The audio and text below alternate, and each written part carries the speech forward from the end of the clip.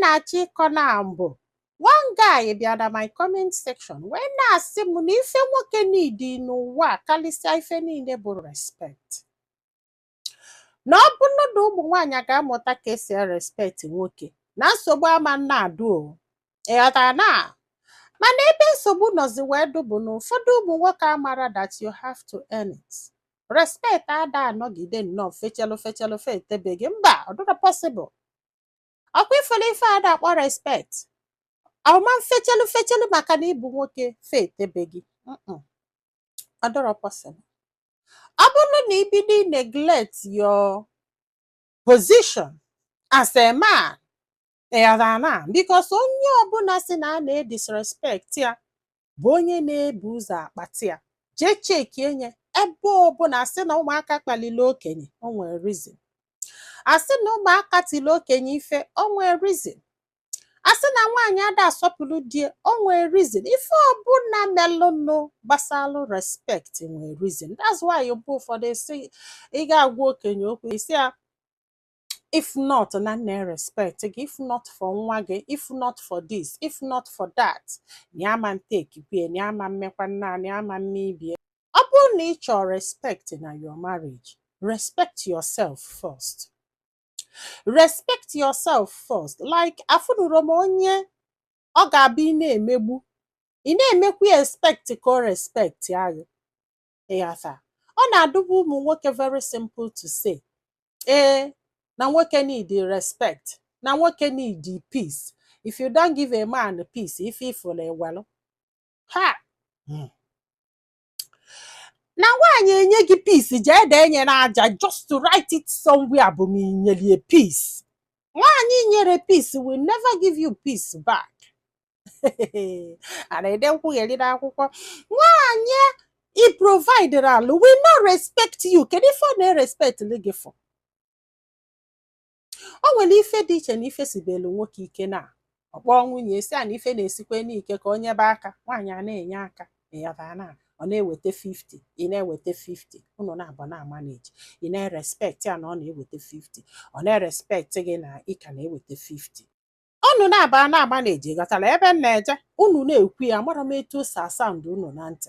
Ị ga-eje ọlụ nwaanyị eje ọlụ, nwaanyị ejesi ọlụ batasị ụmụaka arụ, nwaanyị ejesi ọlụ bata gbogo ogbede sie nri nye gị saa akwa gị gbogo ogbede eme n'enu menala ịbata n'ọlụ n'ọchịwa telivishọn osisi nri ọpasị ala gị ọsa akwa gị dụshọn ị ga-afụ akwa ị ga-ejije ọlụ echi ọsa nke ụmụaka sa ụmụaka arụ sie nri gbogo ogbede ka ọ na-eme ihe niile a ijili maka na ịbụ nwoke ma help ya ka ọ na-eme ihe niile a not even like ka ijideli ụmụaka ka o jee ozi ma nne maka na ịbụ nwoke maka na ọlụ nwaanyị bụ ineta ụmụaka.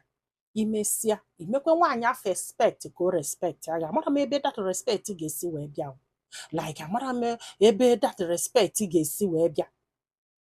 Ọ ga-ejekwa ozi niile afọ o jesie enyi abalị ịma nkwekwe ka ọ lalụ ụlọ ahụ maka na ị ga-esi ibongi, ị ga-esi ibongi n'enu ya. Yes, ụfọdụ ụmụ nwaanyị ga-abụ difeda they take over entirely, like running the family alone. Magna respect there. Maka gịnị na di ha provided peace and respect to that woman.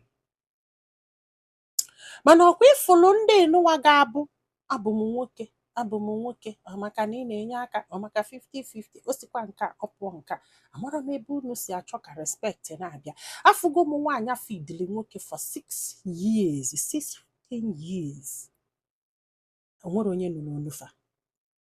Nobody nwere onye nụrụ olufa. Ifu nwoke a very humble man. Ịghọtara na ịma mmadụ na nwunye na-efidi ịma mma because he was there caring ihe niile o kwesịrị ime na-agwa nwaanyị afọ okwu with respect because na ọ na-provide. Mana ụfọdụ n'ime unu believe na nwaanyị deserve any respect even when she's providing. No need respect. Nọọsụ unu ka respect na-adọ mma n'arụ. You can't give peace, you can't give respect. You expect peace, you expect respect. Ka o si ebe wee pụta like inyeli aka. Sometimes you drop ụmụaka na school, sometimes you just say na te boil ya rice ọma mgbu gị.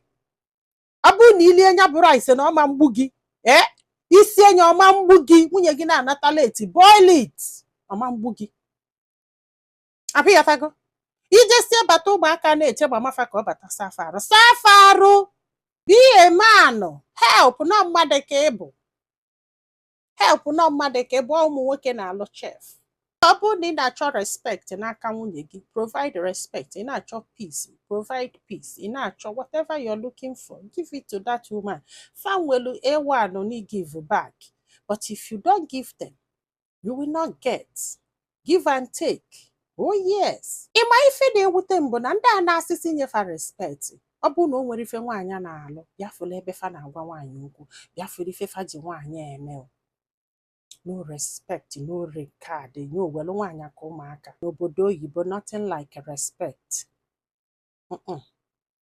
nwaanyị na-eweta 50 na-eweta 50 everything equal 100% like 50-50 ka anyị shi ala ụgwọ ụlọ ka ishi ala nri a na-esi esi ka ishi ala nri a na-esi esi ka ishi ala ego ụgwọ ọkụ ka ishi ala ego ụgwọ ọkụ ka ishi ala ịkpọje ụmụaka akwụkwọ ka ishi ala ịkpọje ụmụaka akwụkwọ ka ishi ala night time with the kids ịlụọ 6 hours nlụọ 6 hours njesie bata nsibe nri zaba afele zaba ụlọ gbogobe gbedebe ije nọla anyị why not the same 6 hours ịlụ ka nlụ ụmụaka mụ na gị na-agbasili ibo gị wee mụọ fa ịbịazie nọla ana ana m asavisi gị nsavụba gị savụsịa gị echi niile gwakwa m na nwoke ka ịbụ na ị deserve respect no if you want me to give you 100% respect provide 100%.